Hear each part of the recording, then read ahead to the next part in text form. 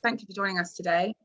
It's going to be a really fun, laid-back chat with the 18 talented guys at Portugal-based animation and VFX facility, Nebula Studios. To do a few introductions, I'm Charlie Watson. I'm head of PR and communications at Jellyfish Pictures. So it's a VFX and animation studio based in London, and it's my job to steer this ship this evening. So hello, welcome. Nice to meet you, albeit virtually. Before I introduce you more formally to the wonderful trio, Miguel, João, and Guilherme from the Out of This World studio Nebula, we're going to hear from the man that made this brilliant webinar possible. That's GridMarkets co-founder Mark Frost. That's followed by Ben Hill, who is Global Director of Oracle for Startups, which is a partner with GridMarkets. So Mark, please take it away and tell us a bit more about GridMarkets and yourself. Okay, thanks, Charlie, and welcome everyone. Thanks for joining. I think you're going to find the talk with Nebula really interesting. They've got a really great studio, and we've got their principals here to talk with you today. But let me tell you very briefly about GridMarkets, what we are. We're a cloud rendering and simulation solution, and we support the major 3D packages like Cinema 4D, Houdini, Maya, 3ds Max, Blender, and Nuke.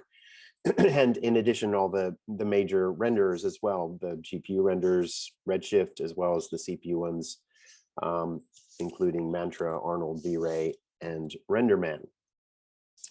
The platform that we use to serve studios and freelancers and students was designed and built and is supported by artists. So we think you'll find it very easy to use because it was, as I said, built and designed by folks like you. GridMarkets has a little over 4,000 customers in roughly 90 countries. So the GridMarkets day never ends. We're always getting submissions from somewhere in the world. And the submission process is very simple. I'm going to go through it at a high level for you in just a moment. But basically, all you need to do is decide how many machines you want to use, what configuration of those machines you would like, and then you submit that request to us from the 3D software that you're using. So if you're sitting in front of Cinema 4D, you are able to submit from Cinema 4D directly to us. Very, very easy. Let's go through quickly what it looks like. So the first step is you have to sign up and get a GridMarkets account. So you go to gridmarkets.com/sign up and you'll see a screen that's similar to what you see here. And you enter your account information, just a couple questions to get you set up. And then you download what we call Envoy. Envoy is a tool which manages the uploading and downloading of your files. And Envoy also contains the plugins for the different 3D software solutions that we have. So you pick the Envoy that corresponds to your operating system, whether you're using Windows or Linux or Mac. Once that's downloaded, you then choose whatever the plugin for whatever 3D software you're using. Again, could be Houdini or Maya or Nuke or whichever of those you're using. And when that's installed, then you submit to us. So in this example, I'm showing a submission using the Cinema 4D plugin. So you'd be sitting in front of Cinema 4D. It happens that Nebula is a big Cinema 4D user, so we're showing that example here. Your project files are then uploaded to GridMarkets via Envoy, and you would select whether you wanted to use, in this case, V-Ray, Redshift, or Arnold, and also specify, as I said, what machine count you want and what configuration, and that's it. Once you do that, you're going to get a real-time dashboard that's going to show you the status of your submissions, what progress has been made on them. You can also use this interface to control the jobs that you have. You can, if you want to pause them or start them and stop them. This is the interface that you use for that purpose. And then when your frames start to complete, they download as they complete. So you don't have to wait for them all to be completed, but they start downloading into a directory that you designated during submission time. So that's it. We're offering a 15% discount on any credits that you purchase. Use that promo code at the bottom. And if you're an existing GridMarkets customer, use that promo code at the bottom when you buy your credits, and you'll get the discount that way. Otherwise, if you've never used us before, go to the GridMarkets.com sign up page and sign up, and off you go. There you go, Ben. Over to you. All right. Thank you so much, Mark. Again, my name is Ben Hill. I'm a global director in the Oracle for Startups program. We're an accelerator program for startups to help them become successful companies. So pretty straightforward. I manage our cloud architect team, and today I'm going to be talking about OCI's tireless dedication to security. But I understand this is simply an appetizer before the main course, so I promise to make it quick. So when Oracle went about launching our Gen 2 cloud offering, our approach to security was deliberate and direct, ensuring that it was architected in, automated, always on, and best of all, it costs nothing. So how do we go about doing this? Let's go through some of the high points. More security by default. Now, what does that mean? Firstly, we design for isolation. We've taken the hypervisor and put it on the network layer. This approach separates customer traffic for better security and performance. And as an added bonus, it reduces the risk of hypervisor-based attacks. Also, OCI has what's called separations of duties, which means no access to your memory space by the administrators. And for things like data and storage services, we have full encryption at rest and in motion, as well as integrated backups for business continuity and disaster recovery best practices. Now we can move on and chat about our auto detection and remediation capabilities. Specifically, I'll touch on Oracle Cloud Guard, security zones, and vulnerability scanning services really quickly. So Oracle Cloud Guard provides comprehensive end-to-end monitoring for cloud environments. It essentially is continuously collecting and analyzing service configurations, things like audit logs and other reporting information. And it will identify issues as problems based on the security recipes that come with the solution itself or custom security recipes created by the admin. So it's perpetually monitoring your environment for any unnatural behavior. And to complement Oracle Cloud Guard, we have Oracle's vulnerability scanning service, which routinely checks hosts for potential vulnerabilities, and it generates detailed reports with metrics about potential weak points. And then lastly, through the use of OCI security zones, our administrators are able to automatically enforce best practices on resources in a selected compartment. So in short, what that means is users cannot create or update a resource in a security zone if the action violates a security zone policy. And again, most security services and the last pillar are free. So as mentioned before, encryption at rest and in motion for all data. All storage services have automatic backup capabilities, multi-factor authentication, Cloud Guard for monitoring, as I had mentioned. And OCI is open to all third-party tools. So you can federate IAM policies with your organization's centralized identity provider, as well as SIEM systems like Splunk and Logarithm.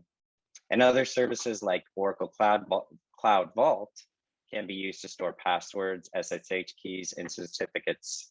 So pretty straightforward. Again, like I said, I was going to be really quick, really fast. I know you guys are excited to see what Nebula has to offer. So thank you so much for your time, and I'm going to pass it off to the gentleman over at Nebula. Thanks, Ben. That was great. And thanks, Mark, for taking us through all of that. I'm sure we'll have some questions later on about some more of that.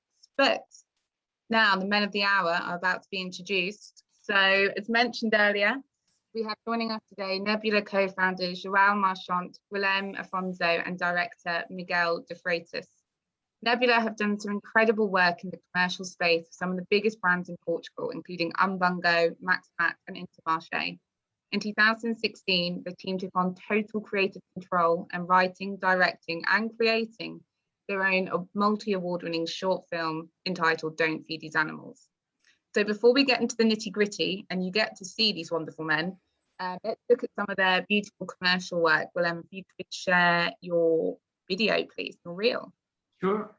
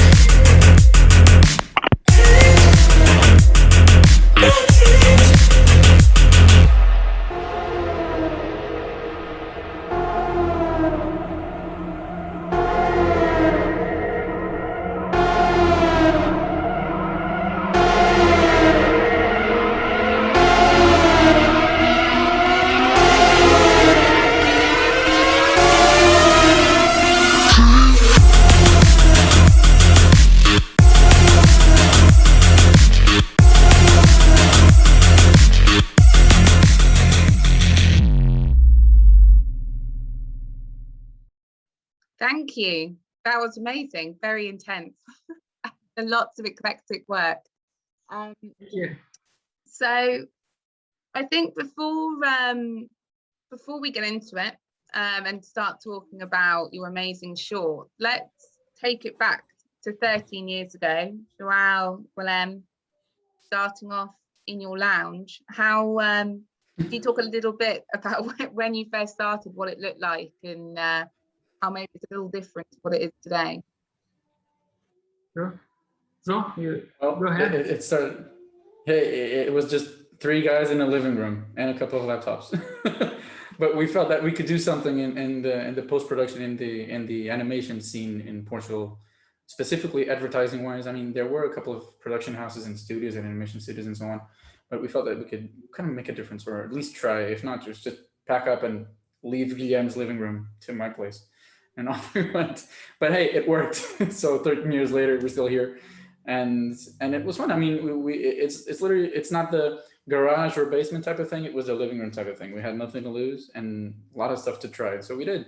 And a couple of years later, Miguel joined the team. And a couple of years, it was like the next like year. 11 years ago, yeah. I remember them like going downstairs and receiving me on the lobby of the building, super embarrassed. Because I wasn't gonna let him in. I wasn't gonna let you in his living room. I didn't know you, man. I was like, these guys totally are working from their room. Yeah, so I just, the first time we met, I remember I handed you a couple of CDs and here's the stuff that you need, because there was no big fat broadband by then. Off you go and do your stuff and get back to us. And so we started and we never finished. So that was going to be one of my questions, Miguel. Did you know João and Guilherme before? But it sounds like you didn't. They didn't trust you to go into their lounge. So obviously, it was even weirder. I think I actually remember João is really good with people. You know, it just goes to these artists with me by the time and said, "Hey, can I use your profile to get a job?" And I was like, "What?" Well, what? We can go there too. Yeah. By the phone, you know, like, are you crazy? But then, yeah, okay, I got something for you. Can you come here? Okay, let's go. I was like, who are these crazy people? I'm probably going to be kidnapped at some point with these guys, which I probably. No, he's taller than me. He's a tall guy, by the way. Yeah. Yeah, I mean, there's still time. But yeah, and then we never stopped. I mean, it was a big friendship that grew up together in parallel to being on an amazing working situation in place. And yeah. So, Guilherme, you and Miguel work quite closely together, and kind of the creative helm of a lot of your commercial work and also the short. How long did it take you to get into that creative groove, and what was it that eventually led you to kind of think of that idea of Don't Feed These Animals? Yeah, so we started with the commercial side of things. So we did a lot of advertisings for a lot of brands, and on the side we always had our ideas to make movies, to make simple animations, etc. So we always had this dream of making someday a short, a feature, something. And we wrote a lot of scripts and ideas. And I guess it was probably 5 years ago then that I received this cute drawing of a friend of ours that used to work with us. And it was this lobotomized bunny, which was super strange. Sounds adorable. Yeah, adorable, yeah. Exactly. And I talked with Miguel and we said, yeah, this is it. Let's tell the story of this cute bunny. And the idea was born, and yeah, it was the start of the short. And it took us about 3 years to finish it. And yeah, that is it. It was like this. It was this mix of ingredients. We had already written some ideas before, and we knew that they could never see the light of the day because time and money constraints, etc. So it was like getting the that missing piece, which was José's drawing for Lobo, and then just saying, okay, we're getting old, you know, it's now or never. So let's build something out of this, and let's just tell the story of how a lobotomized bunny gets to befriend with a living carrot. And so it just went from there and having fun while still having a lot of fun working as well. And of course the studio kept running, but we love advertising as much as any job, of course. But it's like that thing of putting out something that is ours, you know, and eventually, who knows, like in our wildest dream, can get us to some entertainment industry. Who knows, to see this on any bigger feature film. I mean, that's we've talked about it a lot.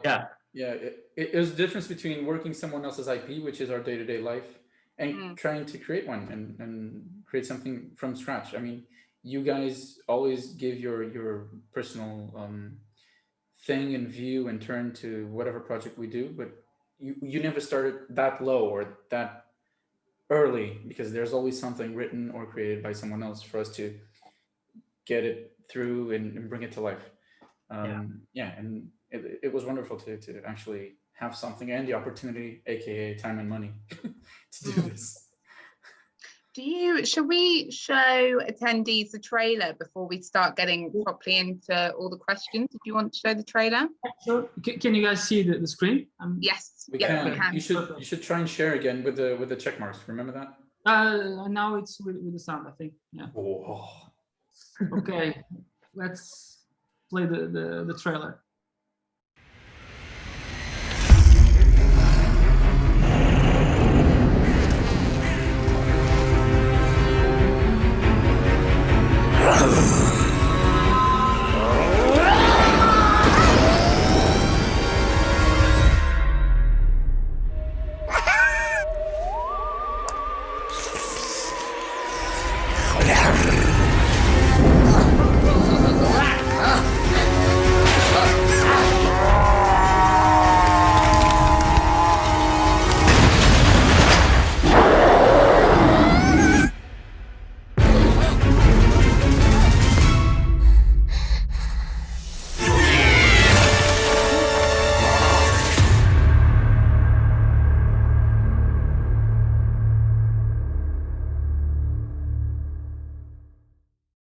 Brilliant.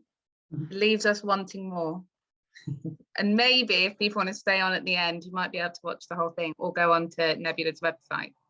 Sure. We can share the link with you later. You mentioned before about the time and money situation, and I think that's a big thing. You know, when it's great making commercials, you're being paid to do it by someone, by a client. So when you're going into this, how did you have to think about different setups? Because it is your time and it is your money that you're investing into it. I guess João, as executive producer and probably king of the spreadsheets, how was this different compared to how you would tackle one of your commissions from your client? Well, I would say at first glance, I would say it wasn't, because we spend our money as wisely as we spend our clients, first of all. But then there's the thing I mentioned earlier, that is the fact that there's a lot of research and exploration and concept drawing and stuff that is not straightforward and a straight line. The production and animation process never is, and you know that, Charlie. But going back a couple of notches, where there's even more creative freedom, because there's no path to trail yet, because we're building it as we speak, and as we go along, it's kind of, sometimes it was nerve-wracking. Can we please move on, because we have enough of these concepts now? Can we actually go and do stuff, as in visible stuff? But I would totally understand the fact that it's not honed in, and you only get to do this once. You only get to break the piggy bank once. So I get it. They were just having fun and wanting to do as better as they could. So yeah, that was the big difference, is that first or earlier moment in which we usually get from clients, and the one that we were spending on our own time and money to get it to ourselves. Yeah, exactly. Sorry. Also, I was going to ask about that concept art. So once you had it locked, and then I guess you had a really good idea about the textures you wanted and the detail you wanted to bring to the characters. What did that? I mean, João was saying there was lots of iterations of concept art, and that discovery phase. Did you want to kind of nail down the detail that you wanted? The pipeline have to evolve from there. Yeah, exactly. Just to take it a little bit back, as João was saying, we had to approach this as a commercial job, in the sense that we had to hire freelancers. So we had also had deadlines for this. Even though they were all trashed. Exactly. They all failed. Hey, they all failed. But we finished. Spectacularly, yeah. So for instance, the concept artists, as you were mentioning, Charlie, they were freelancers. We had two. One was with us at the studio, but we had another one that he was in Thailand. So we can imagine that sometimes not only the language barrier is an issue, but also the time zone, etc.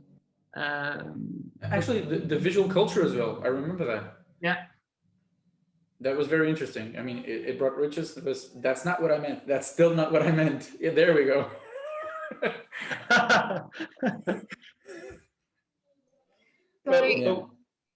One thing that you guys forget to say about the short was, of course, we knew that it was such a big endeavor in terms of time and money and the people that we probably would need. So the first thing to do was like, everyone has this expression to throw the clay at the wall and see if it sticks. So picking up from there, we were, as you said, Charlie, we were starting to realize an opportunity to kind of change our way of thinking, almost as deep as that, in terms of pipeline. So at that time we were given the opportunity to see how cool like Cinema 4D was, and how fast it was to get some work done, as opposed to the software and the pipeline that we were using before.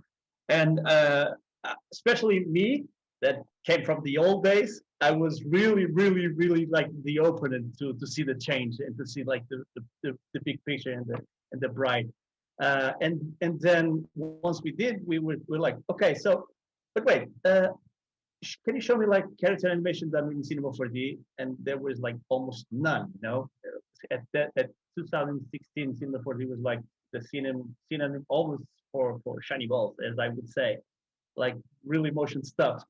And so we thought about, okay, it would be such a big endeavor, but such a big opportunity to just go and try to learn and try to test out this new pipeline as we go, and also try to let's try to reach out Max and, of course, Cinema 4D makers, and see if they want to come on board with us on this adventure.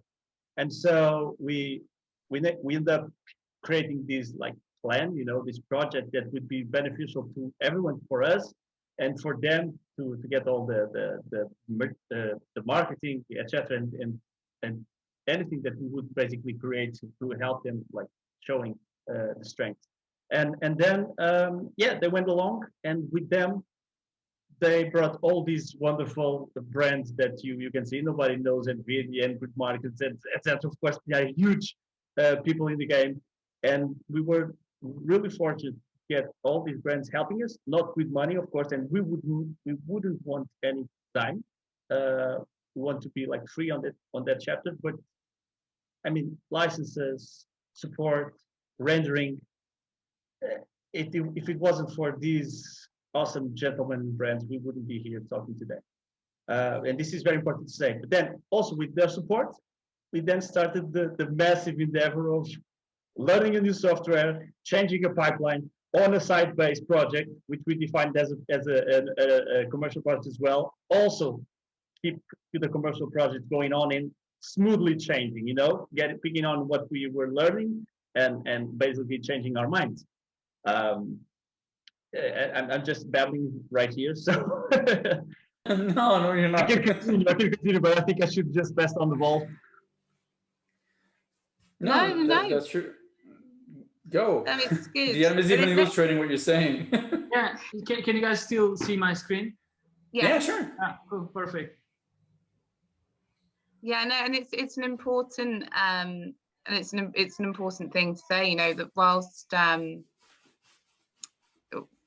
you're you're learning a new process in itself around the creative process and creating your own thing and being in control, having complete creative control, but then also having control over learning a new set of software and ways of creating things. I mean, did you, when you were hiring talent, did you then have to look at specific artists that knew this software? Was that one of the considerations you had to think about? Well, I can ask that one. Okay. I mean, when we were developing the short film, we were developing this new pipeline, which was C4D plus Redshift, basically. But we had our the main pipeline still active for commercial work, which we were doing at the same time. So that gave us time not only to develop a new pipeline, but also look for talent, because it is a different talent pool.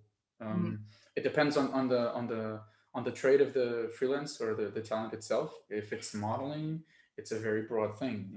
He doesn't have to model in C4D at all. But as you go along further ahead in the pipeline, all through rendering and stuff, and a little bit backwards and forwards, you do need specific program talent.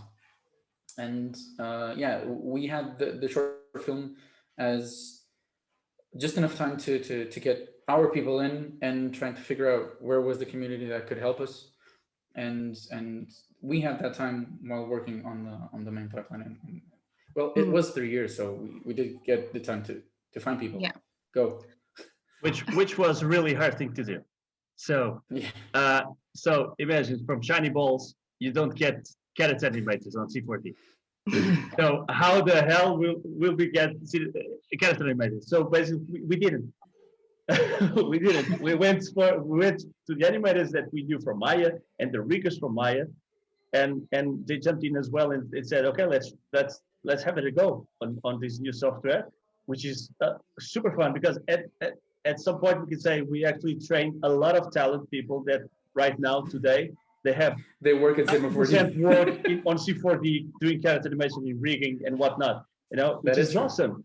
And the speed that the everyone just picked it up, you know, and adapted was amazing. And not only to the software, but also to the whole like remote situation that we kind of were sort of going into, not only because of all the foreign people, like with the Thailand concept artist, but I mean, if it works with him at that distance, he can work with anyone from any distance. And so at that point, Guilherme, can you put on that slide with the Frame.io and that software? Yeah, sure. We slowly. So everyone knows these tools right now, but some of them were still like in some development. Like for instance, was Redshift. We were starting on alpha testing it, which was awesome, because I think Mark can agree with me, because they were also picking on Redshift. So and it was like this win-win situation. Okay, guys, let us know of any bugs, you know. Yeah, break stuff, please. Exactly. Everyone was like breaking stuff together at distance, which is awesome. Hey Mark, can you hear me? Send me some smoke signals. and so, the guys at Redshift, what did you do? Yeah, exactly. You just broke the system and the internet. Broke the system, yeah. and then so we were trying out some tools. For instance, one of the first tools that we used was Frame.io, which was we didn't know about it, but was this great website to review whole clips, all editing. You just go from one in and have basically some review tools, etc. And everyone could access it and just draw it over, etc. for instance, Sync Sketch is a great tool just for animation. You just upload a clip and you go along frame by frame, etc. Frame by Home is the same, but a little bit more in the big picture. And then we had another cool tool, which was Meister Task, which was this basically production, following all the production, like setting teams for which task. We had people remember, especially for me, because I was super disorganized, and people like, "Hey Miguel, did you go to Meister Task and put the check on it?" Oh, I don't care for that. You have to give the example, you know. But so and eventually just grew for other tools like Discord and using Dropbox as a like main core and main server. We actually ditched the server. At some point we had a lot of cycle redundant backups, but I mean with no specific hardware. It was just disks uploading back to Dropbox, uploading to this and that, but it worked. I mean, we're just testing out stuff. And yeah, so we were inventing as we go. Yeah, exactly. Little did you know you were preparing for COVID as well. All these tools are now commonplace to use. Yeah. Little did we know. Exactly. Yeah, we basically finished the short, and then it went on to festival tours, etc. And then COVID just bursted. Yeah. Everyone was. I mean, you continued working during COVID, and so I'm sure that having being familiar with these tools and way of working was an advantage for you guys. But a lot of your beautiful couple commercials that you've done, it look like they're live action mixed with animation, so it's not just all fully CG. I mean, how often do you do? I mean, do you go on set and do your on-set supervision, and how did that change during COVID? Were you able to go on set? I guess that's to Guilherme and Miguel, seeing as you guys are the directors on those commercials. Yeah, so right when we went into lockdown here in Portugal, we had this new commercial starting. Let me just find that slide so I can show you. There was this one time, there's one specific here in Portugal. Oh yeah, we went into lockdown. Yeah, it was right about we're starting. So many stuff. Yeah. It was a really complex freestyle presentation. It was a really complex one because it had a lot of characters, a lot of big 3D scenarios, and it had live action. So we pretty much did about 98% of the commercial with everyone at home. And then we had to go to the actual store to shoot the live action sequence. It was a bit crazy because the shooting days actually shifted a lot because of all the prohibitions. You know, one day you could, and on shooting day you couldn't just go, and that was the most difficult part in terms of production. Yeah, and this was like the first real test with us as directors and all the animators, everyone at home. So for sure that the experience we had with the shorts was super valuable, for sure. Yeah, and so I remember when we here in Portugal we went into lockdown on March the 16th, and it was actually Friday, I guess. Or I remember it being end of the week. Or we knew that by Monday you should be home and not at work, and people just took their workstations and just plugged them in somewhere else, and 90% was done. Cool. Yeah. We did miss, and I think we still miss. We kind of miss the going over the shoulder and go, hey, have you tried that in pink? Dude, I had no idea. Yeah, let's try pink. Those kind of organic stuff, just it's a lot harder to happen nowadays. Like I can see in our feedback, but apart from that, it was all set up and ready to go. Yeah, I can play the commercial if you want. Great, yeah. Sure, great.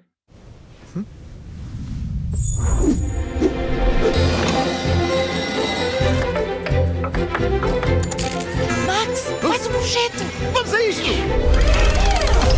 Uou, já está! Cuidado! Trava, trava! Jardim cheque de ferramentas. Vamos, vamos! Max, olha que ainda tens de fazer o preço. Isso não custa nada! Vamos! Com a qualidade dos produtos Maxmat, os desejos realizam-se a preços imbatíveis. Maxmat, os profissionais dos preços baixos. So you started working with remote talent on the short. Is that something that you've continued with your commercial work, or have you gone back to more of a Portuguese talent base? Yeah, for sure. We continue pretty much the same because we are still at home. No one is at the studio. We are completely free from the studio. We just have some computers there to render or when we need them.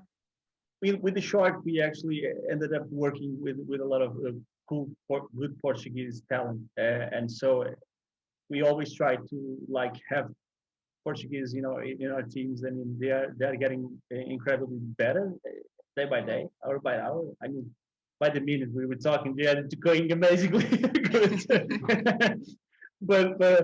But yeah, of course, whenever we need, it isn't just an obstacle. No, one of the projects that we actually go across, we didn't show, was for the Umbongo juice, which was something that we.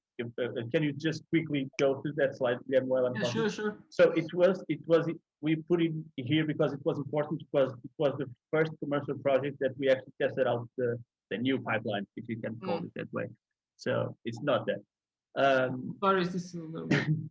and basically in this project before COVID, we still managed to get like German animators and riggers to come here, and basically they were bosses on Cinema 4D and kind of set the pace. And right now we just simply don't have to do it. People realize there's no need to. Just overcome those obstacles of the distance and whatnot. If you want to show, yeah. In this, it's perfect for us in the sense that for each project we can cherry pick each artist. For instance, in this commercial, it had this very distinct style, this 2D style, like 2D illustration.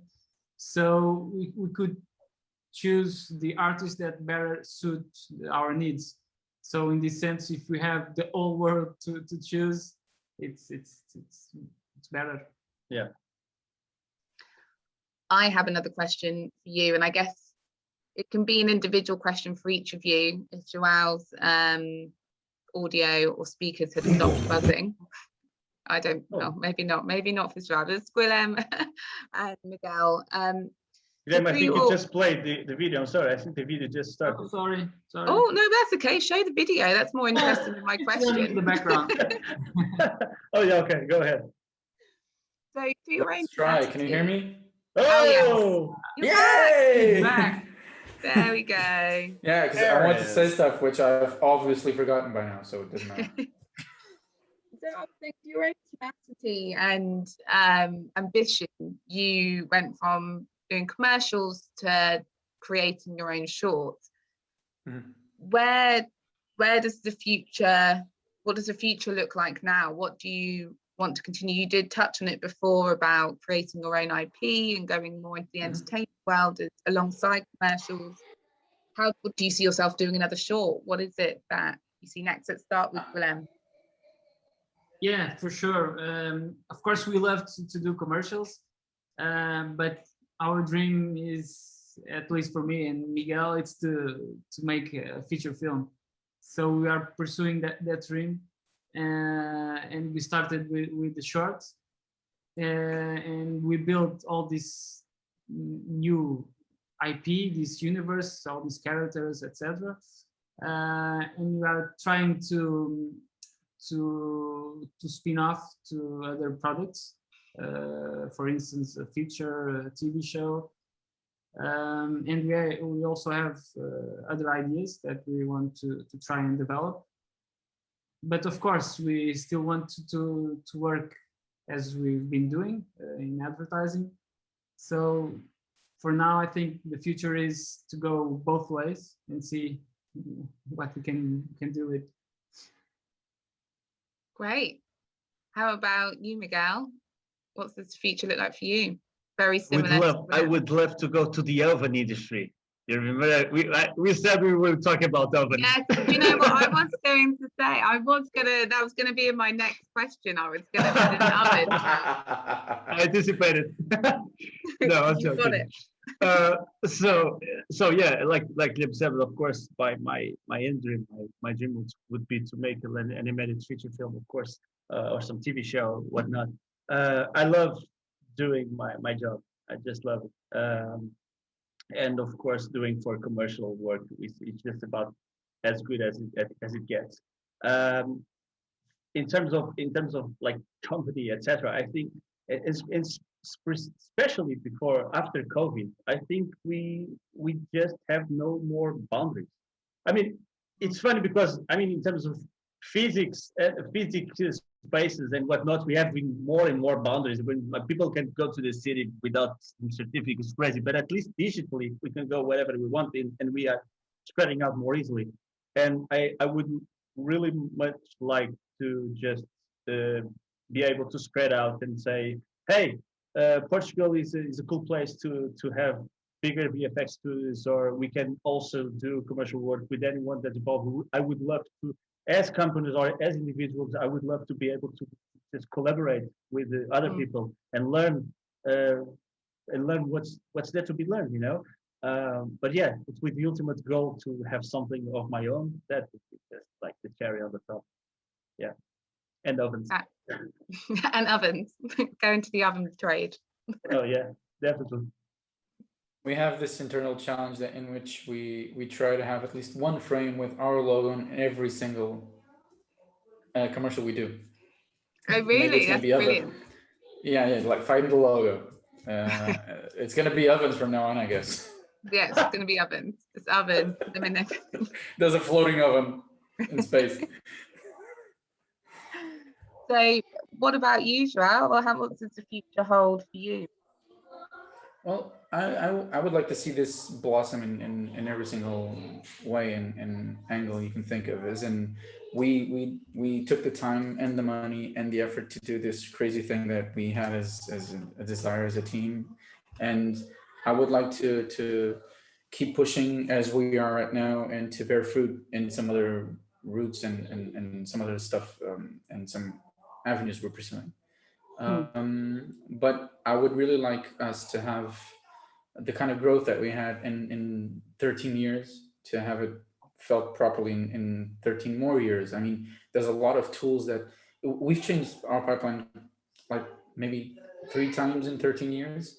Maybe the 4th time is going to be like completely different. Maybe we're going to keep up with, or a new technology is going to keep up with the commercial world and to allow us to do bespoke stuff on a technical level that we haven't thought of yet. Like everyone, I think most people have seen those making ofs of The Mandalorian, that sort of stuff, in which they use the Unreal Engine and dynamic backgrounds and stuff. So game engines, for example, they look cool. They don't quite fit into I'd say a regular advertising pipeline as we speak. But they will. But maybe that'll happen. Yeah, it's bound to. I guess it's a matter of not if, it's a matter of when, and we have to look for that point in space and time to be there. But yeah, whatever the future holds is going to be pretty cool, and we'll be here having fun as well. Great. No doubt you'll be having fun. That's something I don't think is going to happen. So we have a question from Leonor Oliveira. That's right. And I'm so sorry to interrupt, Charlie. We just wanted to show this because we're talking about having fun. Yeah, and João was talking about the different approaches. Yeah, I'm sorry, guys. Techniques, and I remember this. You did well. Well, this was something that, yeah, it was about time that the short could see the light of day in terms of being public to everyone else after the festivals. And so one thing that we were home with nothing to do, of course, we had a lot of things to do, but one of the things that we thought, hey, man, do you want to make like this parody with our characters and just have an Instagram account for Don't Feed These Animals? And hey, by the way, did you just watch the latest Trump talk show, whatever interview? I mean, the interview. What if he used the carrot space on his body? You know, let's try to see how fast we can produce this. And like in the few hours, we managed to use this mocap data with Guilherme's iPhone. He would send to me over the web. He's recording. I just made up a quite simple, fast rig, professional mocap and some tracking, and we made this video, which was like went viral. And it was just a blast with Trump's speech. Can you just play the first one? And then we went on and just made another experiment with famous movies like the Silence of the Lambs, Basic Instinct, etc. But let's just watch the first one, which was having fun. I mean, we would laugh our asses off. Okay. And you know, there are those that say you can test too much. You do know that. Who says that? Oh, just read the manuals, read the books. Manuals? Read the What books. manual? Read the books. What books? What testing does? No, I'm is sorry. Just, wait a minute. Who John. said- Let me explain.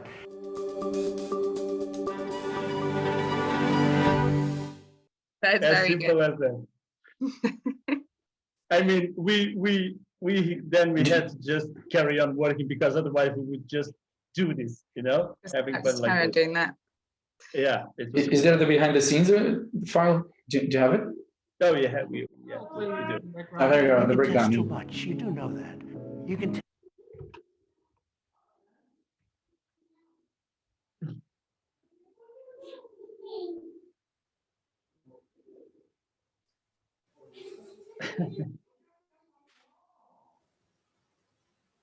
Yeah, it's pretty self-explanatory. So. Yeah, it is. Yeah. So it's always interesting to watch these breakdowns, especially when they mock him. And it was a great thing to do, you know. Just went on and tried something that we had never done before. Yeah. It was a mix of both getting some new points of interest for the short film and the characters themselves on one side and technical development on the other. Yeah. I had forgotten about those actually, as experiments. I've got a couple of questions that we need to squeeze in 6 Let's go. minutes. Let's go. So this is kind of as a follow-up to what you were saying, João, about the new technologies and how technologies are evolving and becoming, well, especially over the last 2 years, the work of development that people have gone into the cloud, and so that there's remote working is more accessible to companies and actually at a better cost point. I mean, how do you see the cloud playing more or less of a role in your setup as you scale? Well, I don't think I'll have the same role. I mean, it started as we do not have enough firepower because of the time variant or the money variant or whatever. But currently, and the past was, we need extra firepower. So we would go onto GridMarkets and the cloud as a whole and get some frames back to us. That helped a lot. That's our current main need as a studio for the cloud. Just give us some more punch, a little more extra oomph for this week. That's our main use. I see it, for example, I mentioned game engines, and there's a couple of services right now that stream games to your terminal, so to speak, like Stadia from Google and a couple of other ones from NVIDIA, I guess. Can't remember. I feel that might help in having some sort of cloud visualization service, in which either you use their hardware as a real-time tool and you use a terminal, because the data set or the amount of detail or operations that you want to do are so big that even though you have a very powerful workstation, you might want to offload some stuff and get images or crunch stuff back to you, or for example, working locally, and then you just ship data and get it crunched back, what's the word, Miguel? Like simulations, for example. While you work, you have the cloud backing you up. That's going to happen a lot. So, and at this point, I think we get frames from the cloud, so to speak, and we're going to get different kinds of data for the working process, not the actual frame as the final result. I think that's going to happen. By the way, just to interject, that is something that GridMarkets is working on. That vision you just laid out is something that we're preparing. Cool. So there we go. You don't know it, but you're going to be one of our guinea pigs for this. So yep. Again, yay! Yep, that's my mountain.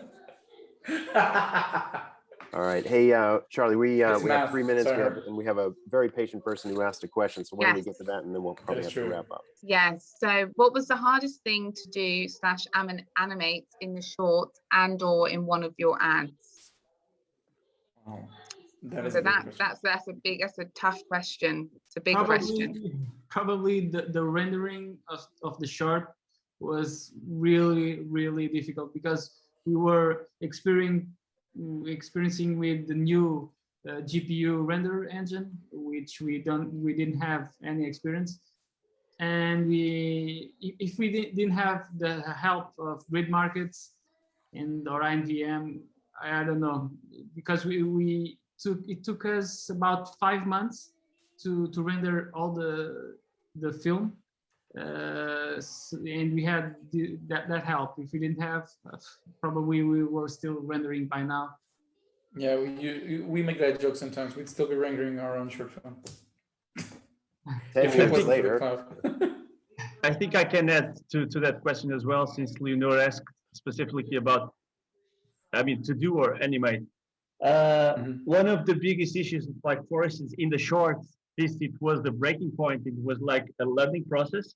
It was also this place where we just made a lot of errors and mistakes, and we just had to live with that. We planned it, but there were so many problems, like in terms of rigging and those technical situations that we weren't able to solve after. So we had a lot of problems with like hair, animating the hair of the rabbit. All these kind of little technical things that you don't see on any animation, but they would be so much better if we had like time and we would redo the whole thing right now, in terms of rigging, etc. This is very hard, but it's really, really like nerdy stuff to talk about right here. I love the nerdy stuff, but I think we're going to have to go on to our last slide. This session for everyone attending, and if you want to share it with anyone, it has been recorded, and it's on gridmarkets.com/webinars. And a reminder that what Mark spoke about before, that if you want to sign up for a free trial of GridMarkets, you can. And the promo code is 2021 June 29 webinar. And the next exciting webinar is with the wonderful Outs VFX, with the founder Filippo Robino, who has worked on films such as Gemini Man, Spider-Man, Aquaman, all the mans apparently, Tomb Raider, Game of Thrones, Guardians of the Galaxy, and he has now started his own company and VFX facility, which has grown hugely over the last year in his hometown of Turin in Italy. So we're going to be hearing his story on July. And then we have Oracle. If you want to learn more about Oracle, please go to www.oracle.com/security, and any questions at support@gridmarkets.com. gridmarkets.com. To end this, thank you so much for sharing your story and your shorts. It's been a real pleasure for me personally to get to know you guys. Thank you so much for attending. Thank you to Mark, Ben, Miguel, João and Guilherme. Miguel, I think I've said everyone's names. And I hope you have a lovely evening or rest of your day, depending on what part of the world you are in. Thank you. Thanks, everyone. Thank you. Obrigado. Thank you. It was a pleasure. Nada.